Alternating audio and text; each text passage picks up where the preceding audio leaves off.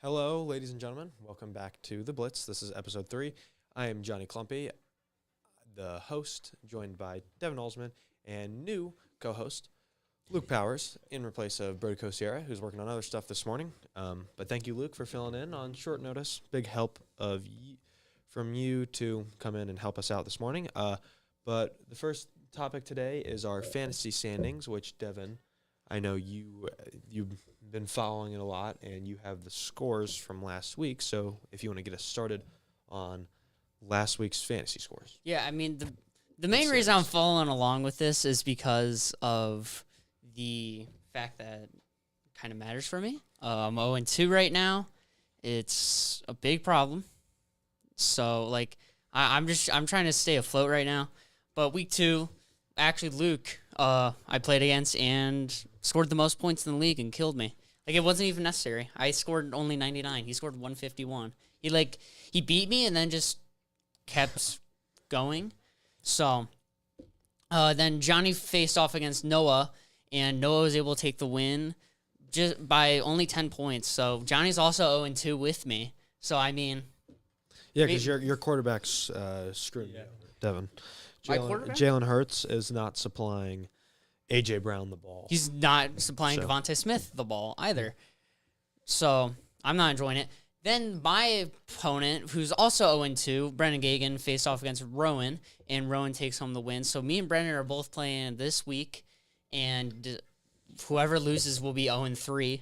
And Brennan already has 19.3 points on It's your fine. I will beat him. Yeah, sure. I'll come away with the win, hopefully. It's my first. My first win will be against him. How poetic. Then we got Vincent played against Brody, and Brody kind of just won by 20 points. Vincent does have Allen though, and he played well last night, so he got good points there.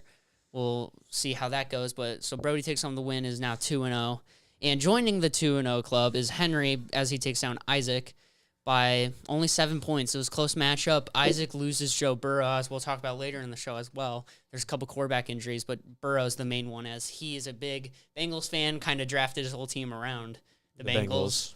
So we'll have to see. The week 3 matchups are very exciting, as me and Brennan are playing each other. Both 0-2. Loser will be down 0-3.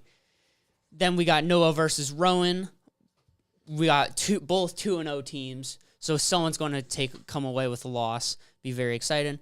Brody takes on Johnny, and Brody's 2-0, Johnny's 0-2, so I know who I'm rooting for.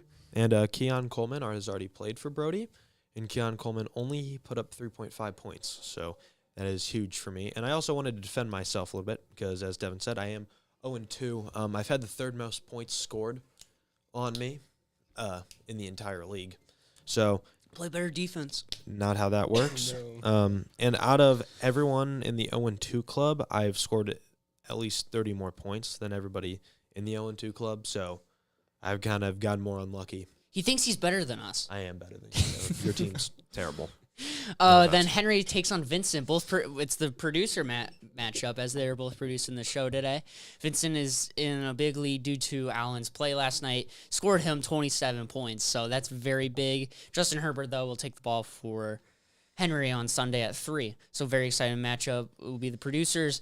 We got Isaac and Luke finishing out. Luke, how do you think your matchup will go? I'm excited because his kicker only scored 7 points, which is below his expected, and I have faith in my team. I mean, of course, Jaden Daniels is questionable, so I have to play my backup.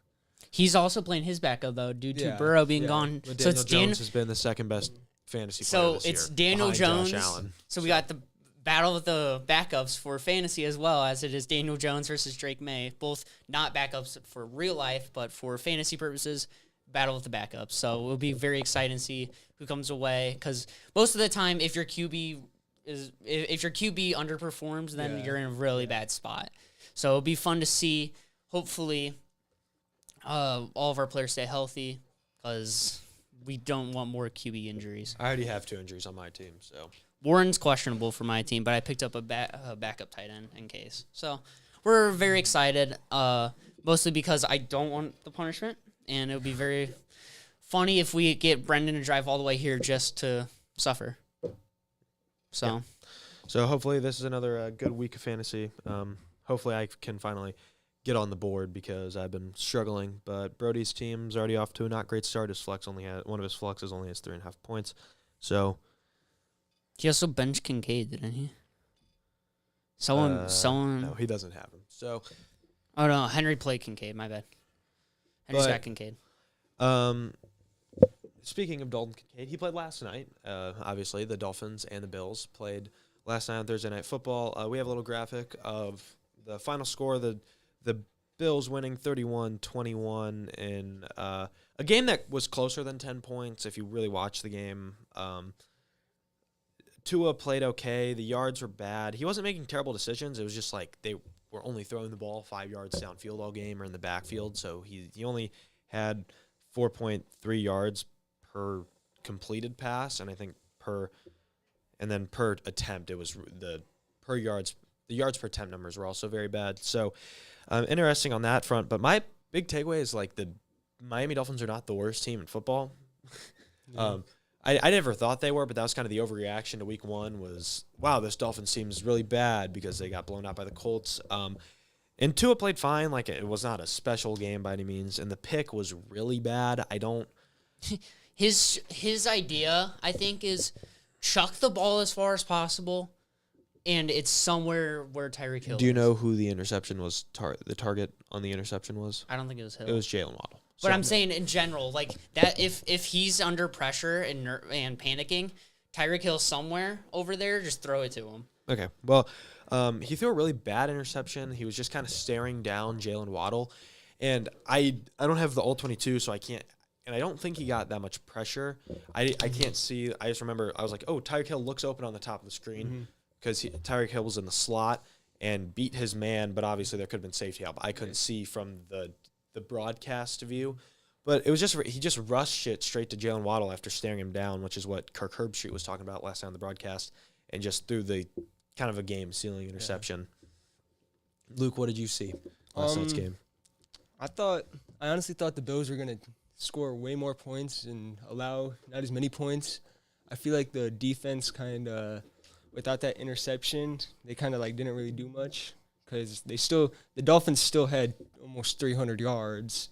They had 276 total yards, which is solid. I mean, the defense played well. It was like, and also the Dolphins went 10 of 15 on third down. So it was just like, the Dolphins, they kept forcing third downs. It was the problem was they couldn't get the Dolphins off the field. And then I know there was a fourth down conversion late in the game that kept one of the drives alive. But yeah, back to what you were saying, Luke.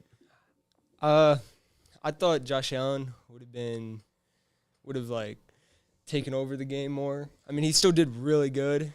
I just thought he would have had more yards because of last week and stuff. And the Dolphins defense, after they lost they got Mika Fitzpatrick, which he did pretty good. I mean, 3 tackles and 1 assist for a safety, which is okay.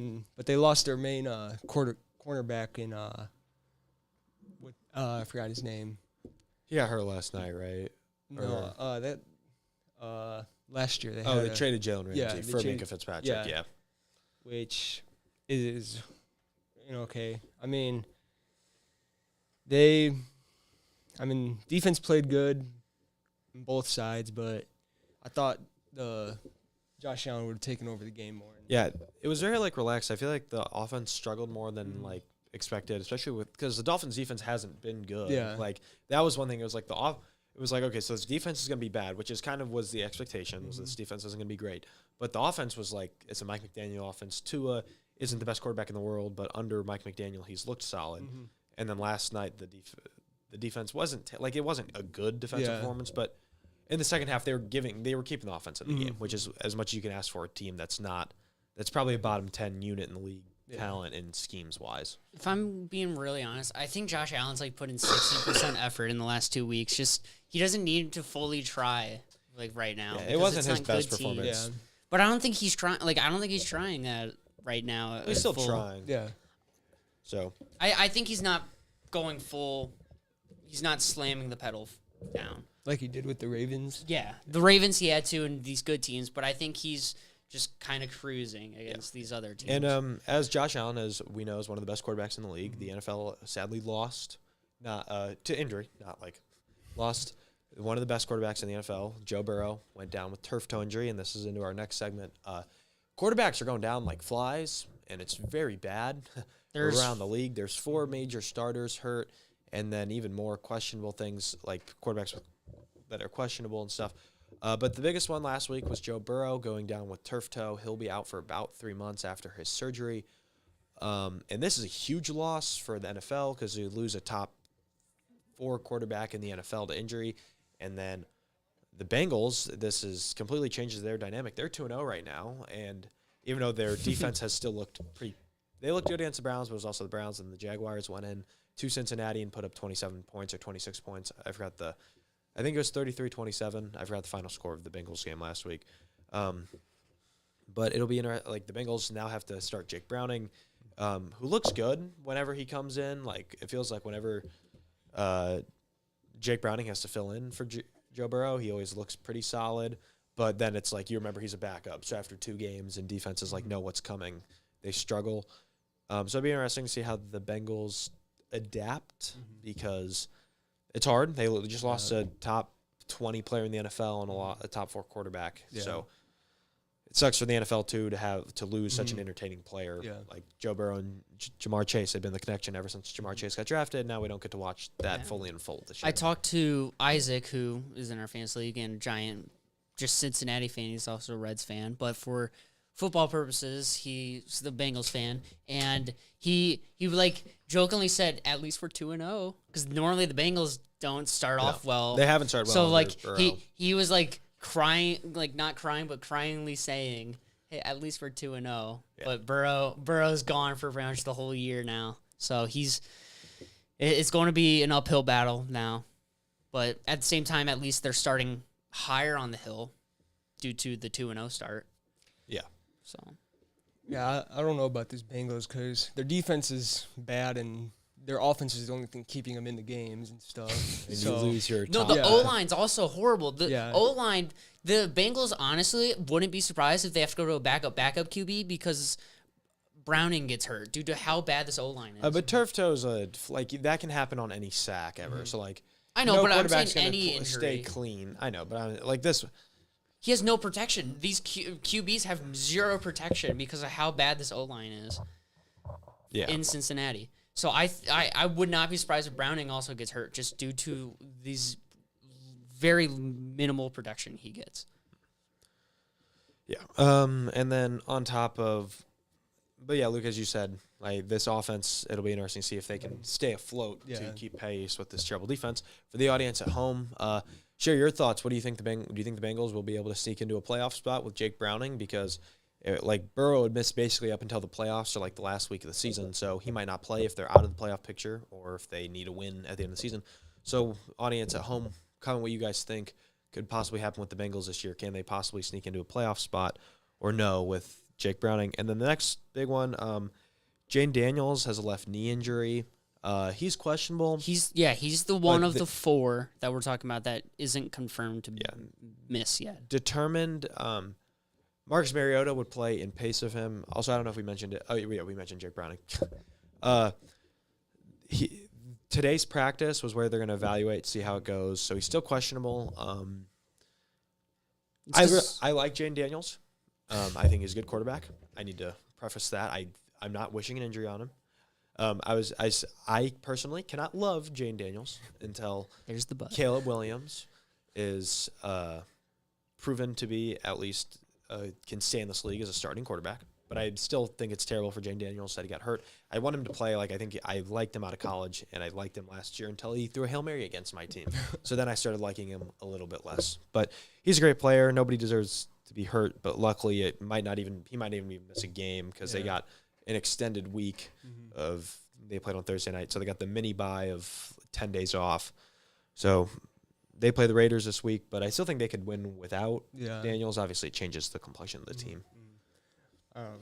Jaden Daniels is on my fantasy team, and I really hope I hope if he's injured, he doesn't play because I don't want him to get more injured and be out for the rest of the season. But I also hope he does, like, if he's not injured, he does play. I got a question. If he is going to play Sunday, will you start him, or are you worried that he's not going to be running as much, so the upside isn't there? If he plays, I probably won't start him just because of he's probably going to take it easy, try not to get injured, and stop running the ball as much. I mean, he's still going to run the ball. Because it's a knee injury, so Yeah. the run games probably won't be less. And I that's one of the also big just things. I really don't think he'll play because this is a franchise quarterback that you're talking about. He's not officially a franchise quarterback yet. He will be when Caleb Williams is good. But in all seriousness, yes, he is a franchise quarterback in the NFL. That's all he's shown to be. They have no reason to force him to play. Yeah. Like, keep him safe. You want this guy to be healthy forever. You don't want to rush a bad injury. The Commanders have had a history at quarterback with injuries. So, you don't, like RG3 tore his ACL, you don't want that to happen. And then, like, we've seen quarterbacks just constantly getting hurt. Joe Burrow's dealt with injury. Like, this is going to be his third major injury. So they don't want their franchise quarterback to go through that. I don't think he should play. Just let him sit this week. Yeah. Let him recover. Let that knee get ready to full health for the next week, because odds are they play an important game that week. So, yeah, And I then think he won't play. And then to our next quarterback, J.J. McCarthy. So the Bengals and the Vikings are playing with two backup quarterbacks. So a game that was going to be really entertaining between J.J. McCarthy and Joe Burrow is now Carson Wentz versus Jake Browning. I was watching the Pat McAfee talk about Carson Wentz and like how just unique Carson Wentz is in his career. He has one of the shortest pick sixes ever.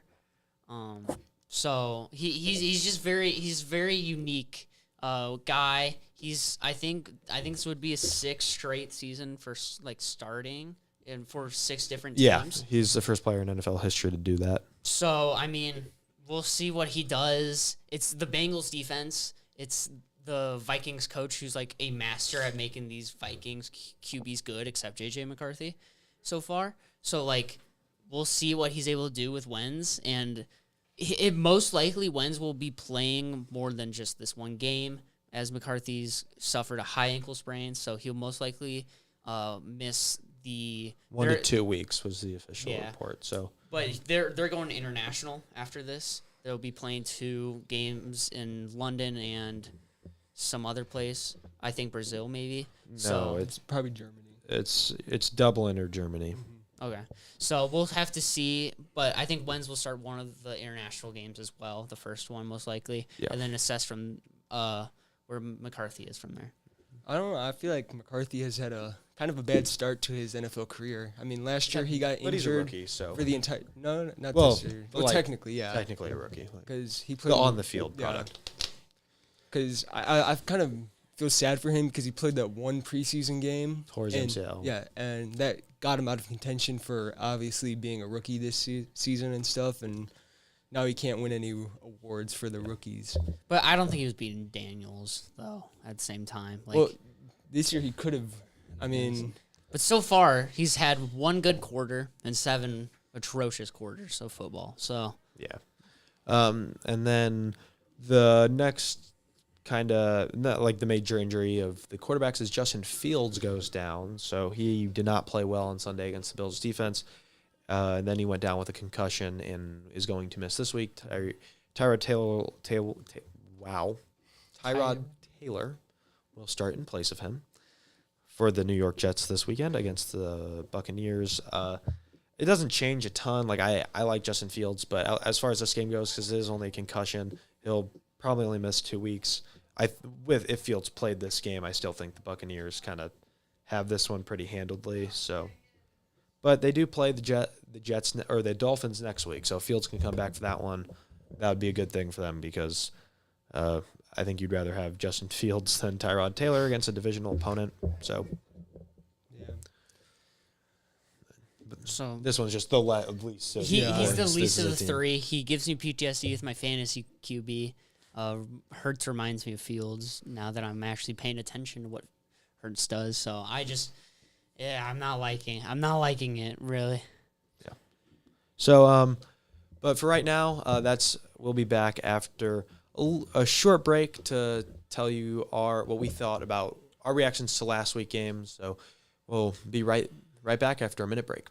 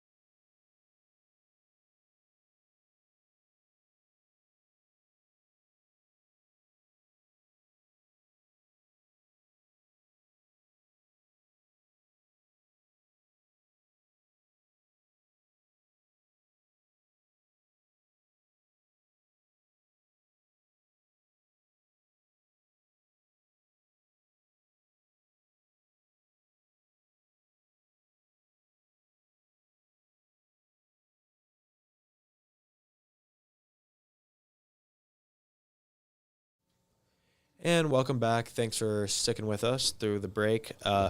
As we talked about, the quarterback injury problem, which was a huge thing to take away from week 2, is the future of a couple teams and how their team outlook changes with injuries. But there's also a full week of football played, and a lot went down in the NFL. So we have some takeaways.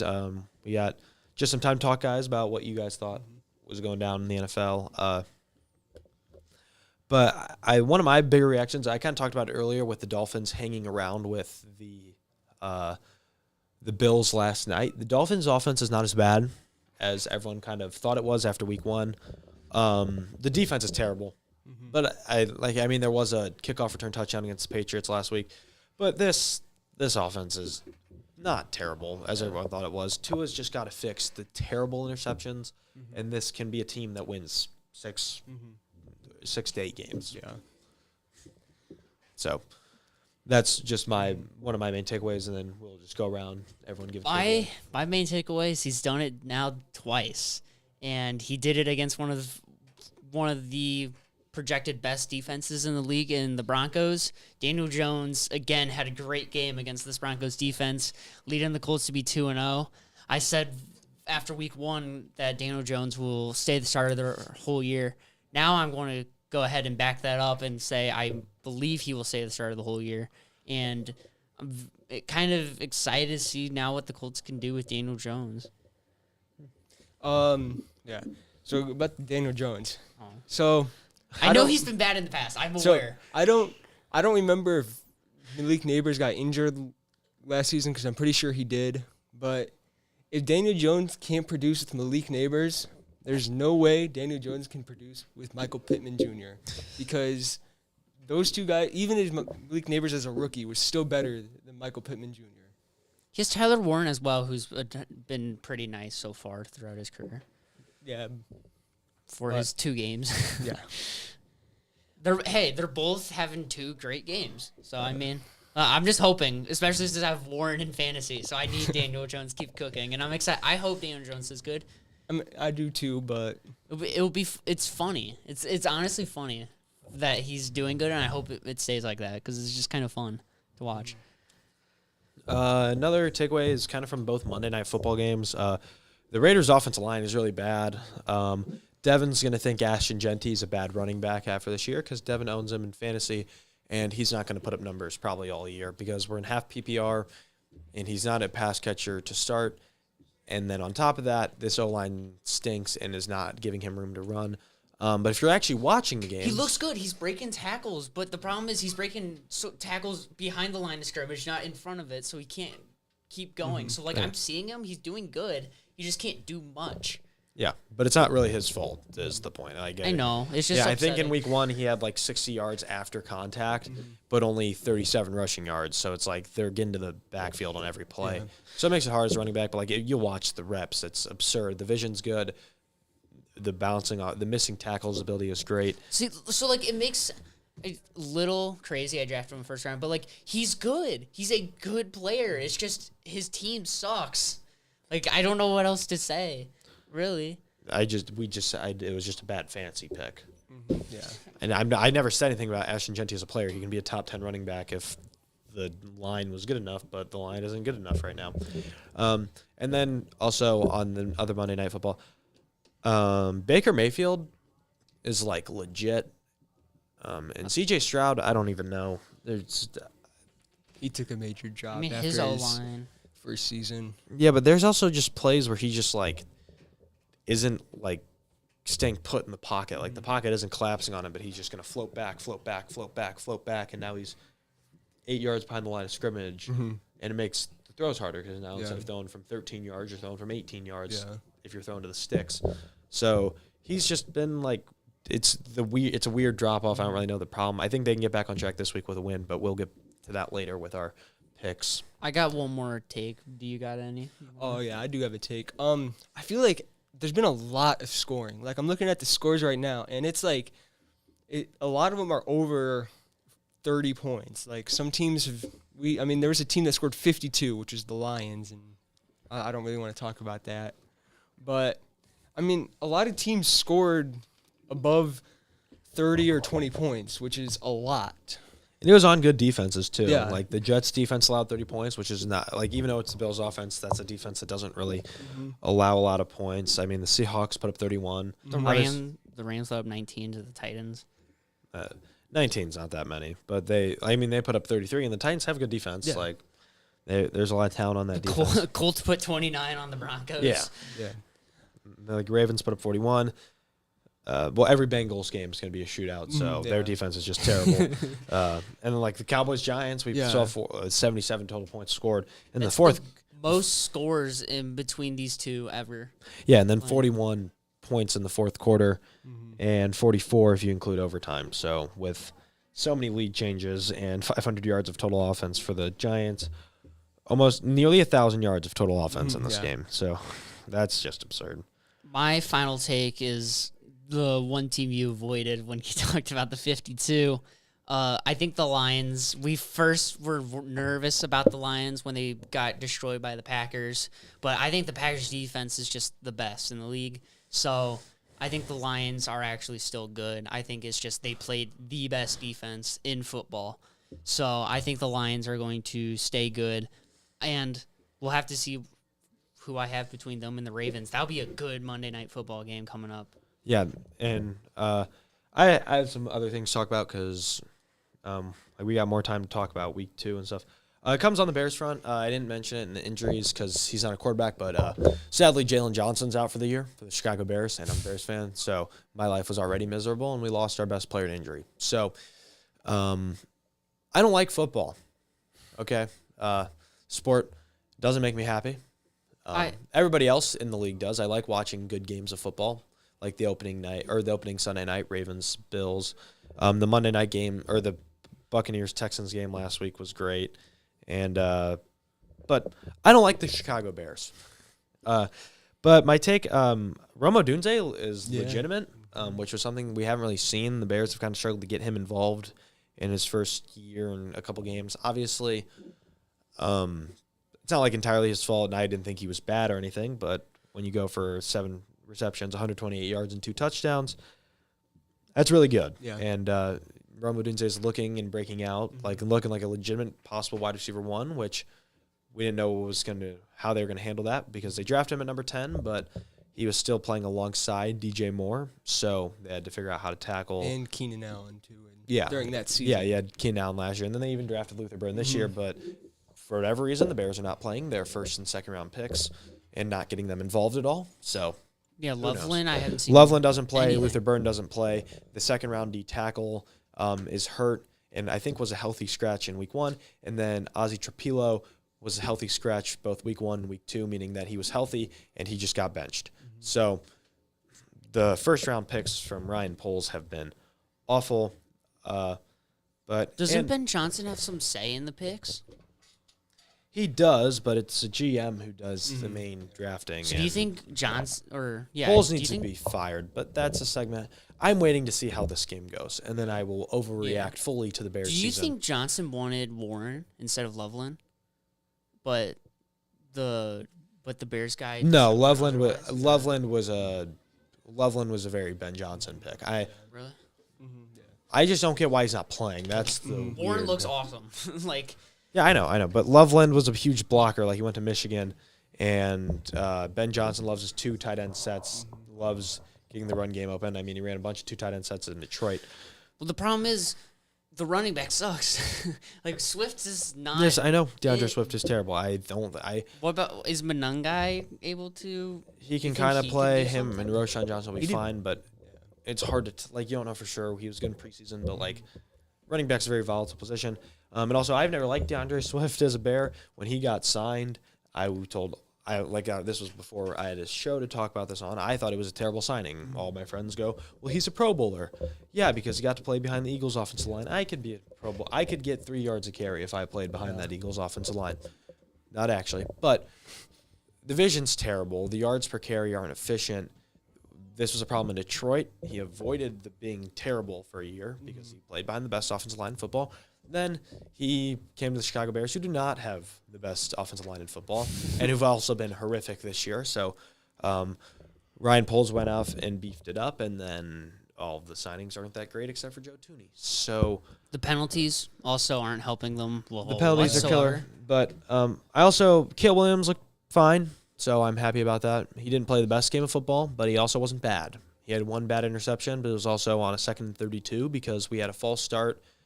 We either had a holding and a false start, or is a holding or a false start. Then Darnell Wright tripped somebody, so it was 2nd and 32, and Cale Williams just didn't get the ball out of bounds. Got picked, diving to the sideline by Kirby Joseph. It was basically an arm punt. I wasn't mad. The offensive line got us into a 2nd and 32 anyway. We weren't getting a first down, so it wasn't the end of the world. Cale Williams looked fine outside of that, which is good for me because I really want Cale Williams to be the future. I'm tired of the quarterback carousel in Chicago that's been for the last couple of years. There is one thing I would like to point out about that game. We did score 21 points against the Lions. Yeah, I mean, They gave up. it at was the 14, and then they scored that garbage time touchdown. So the offense wasn't great, and that's why I don't think Cale Williams was good, but it wasn't. This game was not his fault. You can put some of the blame on the Week 1 game, the misfires in the second half, his accuracy problems. Yeah. This one was not his fault. This was a Dennis Allen problem. This was a defense problem through and through. Tyreek Stevenson has a 158.3 passer rating allowed when he's targeted this year. That is a perfect passer rating. So if you throw the ball to the man Tyreek Stevenson is covering, it's going to be good. And that's terrible. And he was a 3rd-round pick by Poles and was supposed to be a good cornerback, too, to back up Jalen Johnson. He just hasn't been. So, but hopefully the Bears get to play a bad defense this week in the Dallas Cowboys, who just allowed Russell Wilson to throw for 450 yards. So hopefully they can get back on track. The offense can look better this week. But any other major reactions? The Chiefs lost again, which is interesting.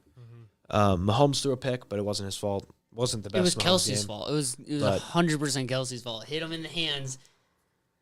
Just hold on to the ball. You're this seasoned veteran, and he's the reason that pick happened. The Eagles had 216 total yards of offense. Oh, and won a I'm football very game. aware. I'm very aware. Don't worry. I am very aware of what the Eagles are doing, and it causes me. It's just unreal that it's crazy that they can win football games doing this.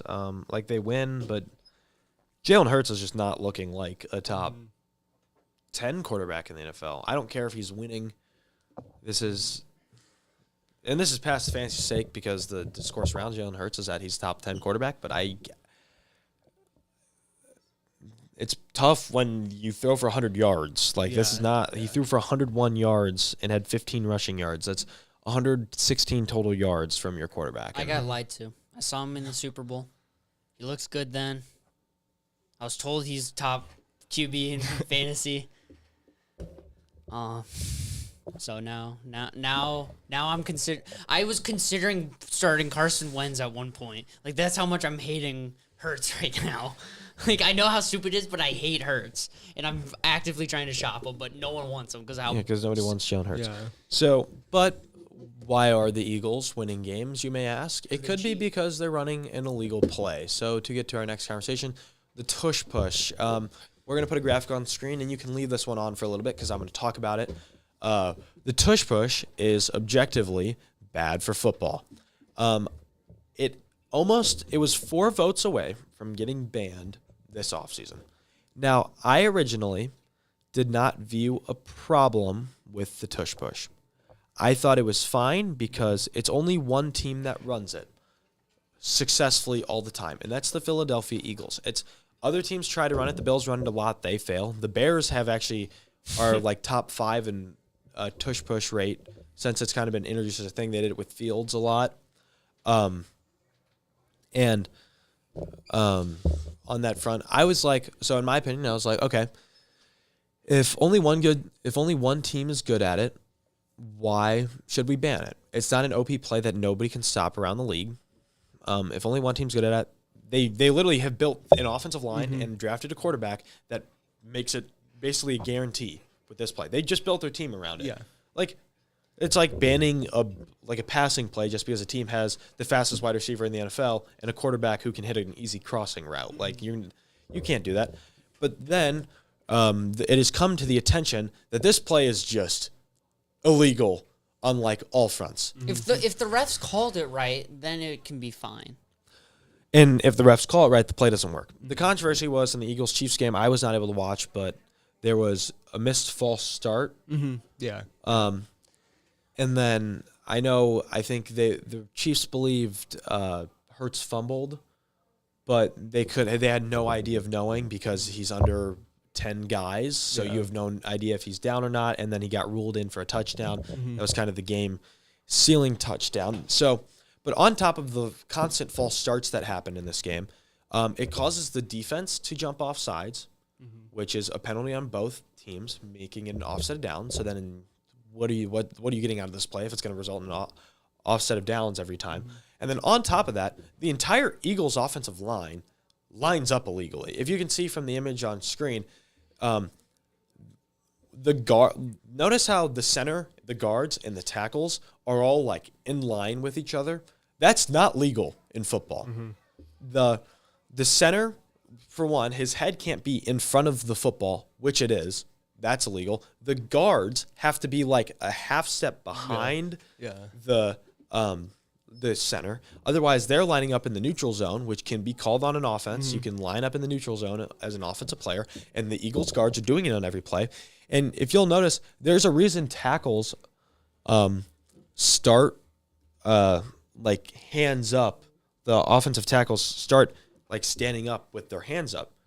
Like, obviously, it helps with pass rushers who are getting this hot start off the edge, but also because they can't go forward. Yeah, like they're not supposed to be in line with the guards. So the center's lining up over the ball, meaning that the guards aren't actually in line with him, but they're still lining up in the neutral zone, which is a flag. So there's 2 flags on the offensive line.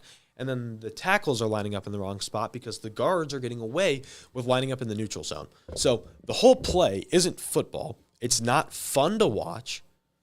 Yes, the Eagles win. And as I said, just because they're good at it doesn't mean it should be banned. But this play literally just isn't football. And it's hurting the product of the sport too. On top of it, like nobody wants to watch a game get decided by a 4th and 1. It'll be 3rd and 1. If they don't get it on 3rd and 1, then they're going to get it on 4th and 1, and it's just not fun. That happened. The Chiefs did stop it once, and then they just did it again. And then the Saquon saying, "Well, everyone in the world knows we're running it, but they can't stop it." Yeah, because it's an illegal football play. Frankie Louvu last year in the NFC Championship game tried to jump over the pile, which was a huge point, but. It's just not it's not a legal play, which is a problem and something that really needs to be addressed. If they were running it legally, I would not care. As I said, like if it's just because they're good at it, whatever. You can't ban a play because one team's good at it. But like I have the image pulled up and I hope it's still on the screen. Like as you can see, like this is not legal football. And even in this one, Chris Jones is offside. Like Chris Jones is offside. The center's over the ball, which is illegal, and the guards are in the neutral zone. This is a bad play for football. It'll be interesting to see what the NFL. What do you guys think at home? And I don't know what you guys think of it, but you've been yupping with me. I think it's garbage play because it takes the creativity out of actually getting like a close touchdown and stuff. But like in NFL is the only league where you're allowed to push the ball carrier. Yeah. Like in high school and college, you cannot push the ball carrier. Yeah. And it's kind of difficult to officiate that because you can't pull or lift the ball carrier either. So Yeah. like, But they don't know what's going on Yeah. because he's stacked under 10 people. and you're stuck under between 22 guys, 21 guys and stuff, and it's just hard. Like everybody on the defense is lined up right here. Uh-huh. Everybody, you got the whole offensive line is pushing. You got two guys shoving behind a quarterback who can squat 600 pounds. So Yeah. As a running back who Yeah. does they the squat same this- thing. Yeah, they built their team around being able to do this, and it just makes it hard to watch. Did they do it before they got Saquon? Yes. Yeah, Okay.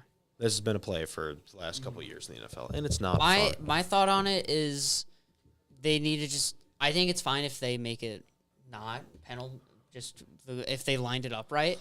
But at the same time, it's Then it's not going to work, and that's the problem. If they start calling penalties, then no one's going to run it. Yeah. So if they're not going to start calling the penalties, then the play needs to be banned.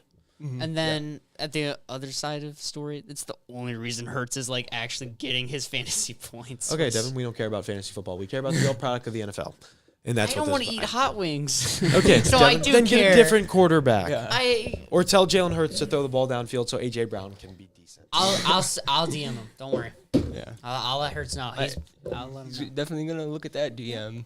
Yeah, but before we project our Week 3 picks, we are going to have another short little break. So we will be with you back in a second.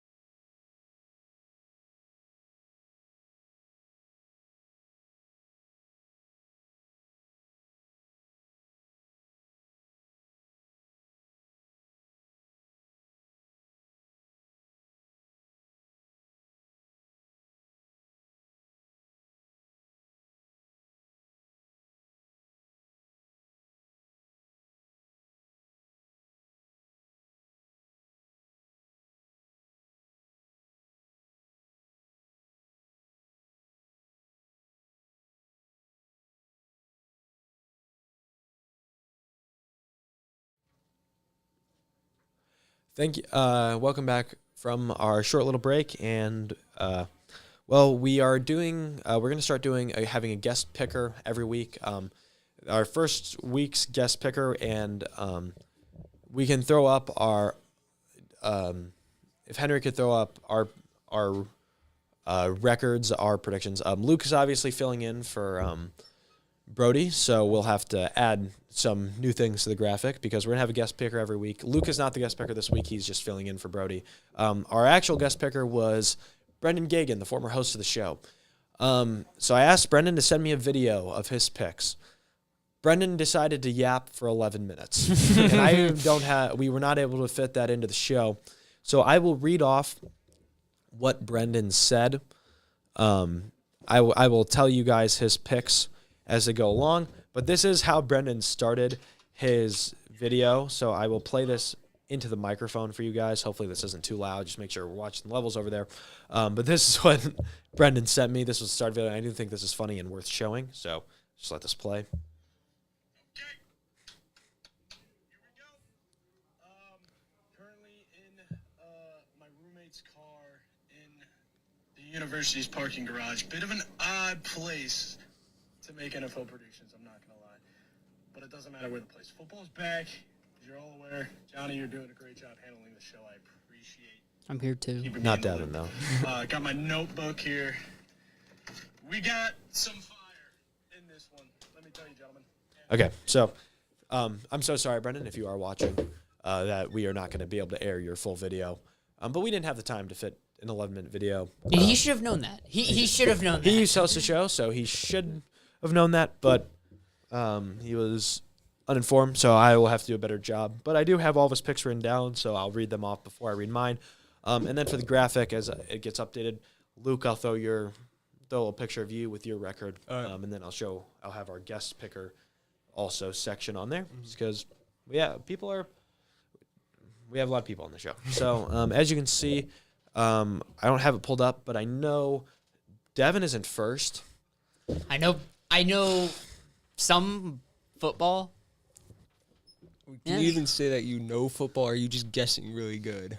No. He's getting lucky. Yeah. And then Brody's ahead of me because of just baseline accusations that somehow end up being right. So, yay for me. I'm in last, and I'm the host of the show. Really looking like I know a lot about football. But I'm going to be using the real app to go in order, so it'll probably be different than the order on your phone. So the first matchup that Brendan picked was the Bengals and the Minnesota Vikings. As we talked about earlier on the show, both these teams are missing their starting quarterback. Makes this game very less intriguing But both than have it was a week ago. top 5 wide receivers. Yes. Yeah. And one of them hasn't played like a top 5 wide receiver because he hasn't gotten the ball. Neither, really. No, Chase was good last week. But Justin Jefferson was not. And I have him in fantasy football, so I know he didn't play well for me. And I had a lot of fun with Justin Jefferson not playing well last week. But Jamar Chase had 165 yards and a touchdown with 14 receptions last week, so he did play like one of the best wide receivers in the NFL. Justin Jefferson has not played like himself to his fullest. He had a touchdown against the Bears in week 1, but I could get a touchdown against the Bears. I'm not even going to say it. I don't want to hear it out of you. You're supposed to be a Bears fan. But the Bengals and the Vikings, I'm going to kind of agree with Brendan on here.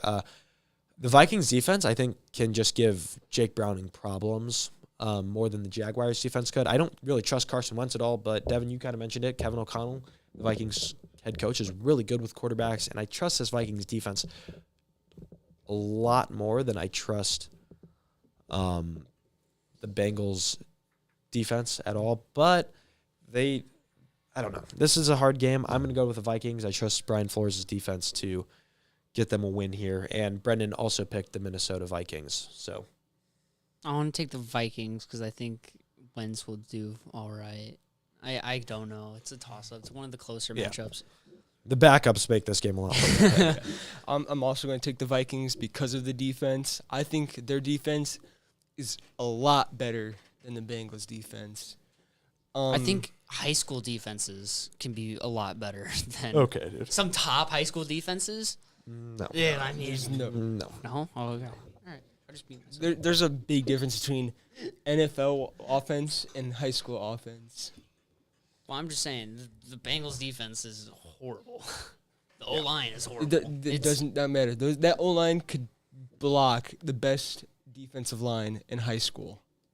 Like they would get put on their butts. Yes.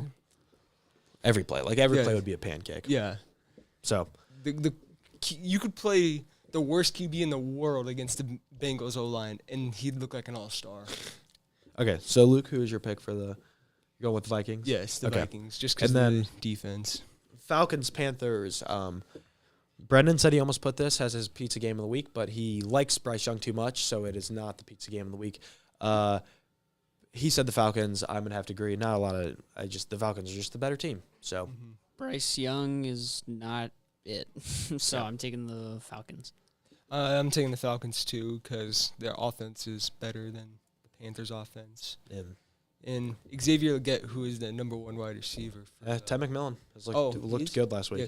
Well, Xavier Leggett is questionable for this next game, so we'll have to see. Yeah, I think the Falcons are the better team, and it's a divisional game. Falcons have a chance of winning this division. I was kind of low on them coming into the year, but I think this is a game that they can definitely win. Then the Packers and the Browns. This should be a 4 clean sweep. Yeah. Everyone picked the Packers. Brendan picked the Packers. I picked the Packers. Packers. The Browns are one of the worst teams in football. Not a lot of analysis needed. Let's just go. Texans, Jaguars. The Jaguars are favorites, which is very shocking because coming into the season, I think everyone thought the Texans were the better team. But they are now 0-2 with losses to the Buccaneers and the Rams. But those are both really good teams, and both two teams I think will make the playoffs. I predicted the Texans to start 0. Ooh. No, I predicted them to win last week. Mm-hmm. So, but I think in my season-long predictions, I had them starting 0-2, but I'm not 100% sure on that. But they get back on track here. They're better than the Jaguars, and I trust this team to. This is a get-right game for C.J. Stroud in the offense, and I think they'll get back to.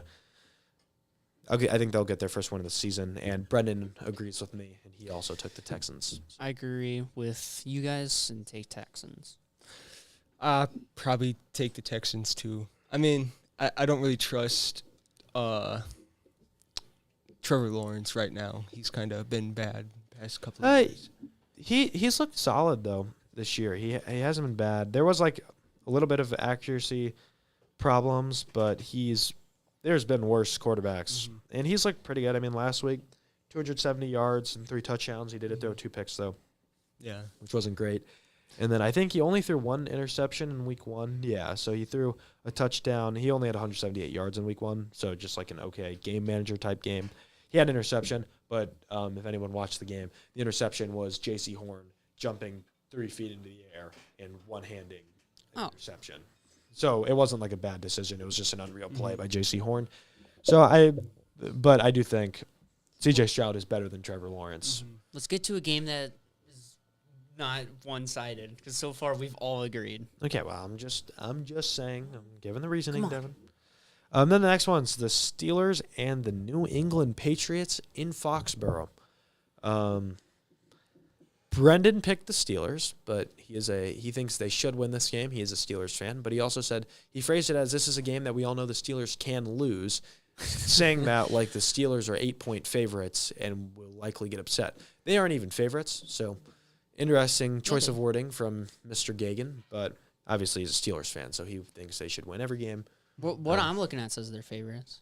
Oh, wait, yeah, never mind. You're right. Sorry. They're favored by a point. I misread the app. So, but they're not huge favorites. So, Brendan picked the Steelers. I'm going to have to go with the Steelers. I think they can contain Jake May. I don't know. This is a very 50-50. This is very much a toss-up like the first game is. Luke, let's see. What do you got? I'm gonna say Steelers. Okay, so their offense obviously I just think they can produce more points with their offense than the Patriots can. Yeah, and their defense. I got the Steelers as well. So I think they just have the better defense, and the offense has looked fine. So like it's not as much of a concern as it's been in past years. Then the best game of probably the day, really, the Eagles and the Rams, a rematch of the NFC divisional round. Brendan picked the Eagles. I want to pick the Rams so bad, but I just can't do it. I have a record to get better. I'm going to go with the Philadelphia Eagles. They're just looking like the second or third best team in football right now, even with the offense only putting up 10 points. But the Rams' defense has looked really good, and the offense has been firing on all cylinders, on all accounts. So it'll be interesting. I got the Eagles in a close one, though. I think this game will be really close and be a fun one to keep your eyes on. Definitely should be the one. If you're only focusing on one game in the 12 o'clock window, this should be the game you're watching. I hope Hurts does something this game. I got Philly. Yeah, I think I got Philly too. Their offense is good and their defense is good. And I think it's going to be a close game. It's going to be a shootout probably. Yeah. I think it'll be like 27-24. Both defenses are good enough that, and like the Eagles' offense hasn't played well enough for me to think they're going to. What I'm realizing right now is Brody being wrong a lot actually added something, because like we're all agreeing. You can't say Brody's being wrong a lot though, because he does have a better record than me. So, but he's just his takes. You know, like there's so much agreement right now. There's so much just a lot of these games are not. Brody would probably take the Jaguars. Let's be honest now. Like he would have taken the Jaguars. So, yeah. And he would have taken the Rams. He's a Rams fan, but I respect it. And I also he's going to take the Raiders when we get there. No. Then Jets and Buccaneers. Team with a backup quarterback that's 0-2 versus a team that's 2-0, and I think will make the playoffs. It's the Buccaneers. Brendan agrees with me.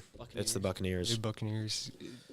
The Colts and Titans are next. So the Colts are the favorites in this one. They are traveling to Tennessee. Brendan Gagan said he was going to make Mr. Harvath, our instructor, very upset because he's going with the Tennessee Titans. So our first major disagreement, and as Brendan Gagan is going with the Tennessee Titans on this one. I love Cam Ward. I've talked about it. I really like Cam Ward. I really hope he gets his Brendan's also projecting that Daniel Jones kind of falls off a little bit. He says they are too good and the success is not sustainable. I want to pick the Titans so bad. I'm going to do it. I like Cam Ward. I think he's going to show out versus a defense that isn't the best unit in the world. I'm going to go with my boy Cam Ward to get his first NFL win. So thanks for the free point, Johnny. I'm taking the Colts. They're going to kill the Titans. Kill. This is a team that held with the Broncos. This is Daniel Jones we're talking about. All right? Oh, my God. He's going to cook. Okay. So I'm going to take the Colts. I think Daniel Jones is going to get worse over the season, but I do not think this is the game he is going to become back. Like an even split. Then the last game of the 12 o'clock window, the Commanders and the Raiders. Since I don't think Jane Daniels is playing, and I don't think this Commanders defense, is as good as the Chargers defense, I think Geno Smith will look how he looked against the Patriots defense. I'm going to pick the Raiders.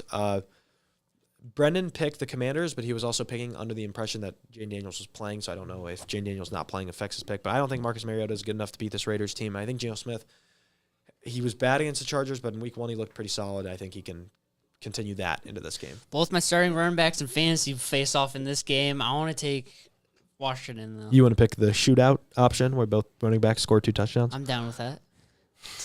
I think the Raiders are going to win because I think Ashton Genty is going to have a good game this week. And Merritt, right? No, just Ashton Genty. The Raiders' D-line is too good. They got Max Crosby and the other guy. It's fine. And then the first game of the 3 o'clock window, Broncos and the Chargers. The Broncos, Bo Nix has not looked amazing. He threw 3 touchdowns last week, but he really struggled against the Titans defense. And this Chargers defense is better than the Titans defense. Give me the Chargers, start 3-0, and be skyrocketing and have a big lead in this AFC West. Chargers. I'm going to take the Chargers, too. And then our pizza game of the week. Brendan also picked the Chargers. So Brendan and I have agreed on every pick except one, interesting enough. But our pizza game of the week, the Saints and the Seahawks. As Brendan explained, you should put a pizza in the oven, and it would be more entertaining to watch the pizza bake than watch this game of football. And I agree with that. The Saints are bad. The Seahawks aren't a very entertaining team to watch. But Brendan picked the Seahawks. I'm going to pick the Seahawks. Seahawks. Oh, I'm going to have to pick the Seahawks, too. Saints Easy are pick. Worst team in the league right and now. then the last game, an intriguing game in the 3 o'clock window, the Cardinals are visiting the 49ers, but the 49ers are without Brock Purdy and George Kittle, and the Cardinals look pretty good to start the year. They almost blew it against the Panthers, but I think they can contain Mac Jones, even though he looked good last week, but it was also against the New Orleans Saints, so who knows. I trust the Arizona Cardinals to get it done. I'm taking the Cardinals to start 3-0. Brendan also agrees with me picking the Cardinals due to the 49ers injuries. 49ers. I'm going to have to take the Cardinals. Okay. Then Sunday Night Football, Chiefs, Giants, the battle of the 0-2 teams. Give me the Chiefs. The Giants are terrible. Chiefs. Brendan picks the Chiefs. He said, and I quote, the dynasty is over if the Chiefs lose this game. So I'm going to pick the Giants. Oh. We don't have time for this, Luke. Just because we don't have time for this. We do. I think League Neighbors can really do good in this game. Okay. And at least it's a reason. It's a reason. At least it's a reason. The this Chiefs, is why he's better than Brody. The Chiefs don't have a very good secondary. I have Sean McDuffie. Yeah, that's it. Okay. And then the Lions and the Ravens on Monday Night Football. I think Lamar Jackson I think this defense can contain the Detroit Lions offense. Give me the Ravens. Brendan picked the Lions. I got the Lions. I'm going to have to go with the Lions, too. I'm on my own, so this is not good because if Lions win, I'm totally screwed. Let's but go. It's okay. Did we miss a game? No, that was all of them. We got through everything. Thank you guys for watching. Thank you to Henry we didn't for do producing. Bears. Did you just purposely do that? The Bears and the Cowboys play. Brendan picked the Cowboys. I'm picking the Bears until they win a game. Bears. I'm going to have to go with the Bears. And that is our picks for this week. Thank you guys for watching. Thank you to Henry and Vincent for producing. Thank you, Luke, for joining the show on short notice. And thank you, Devon. As always, I'm Jonny Clumpy. And until next time.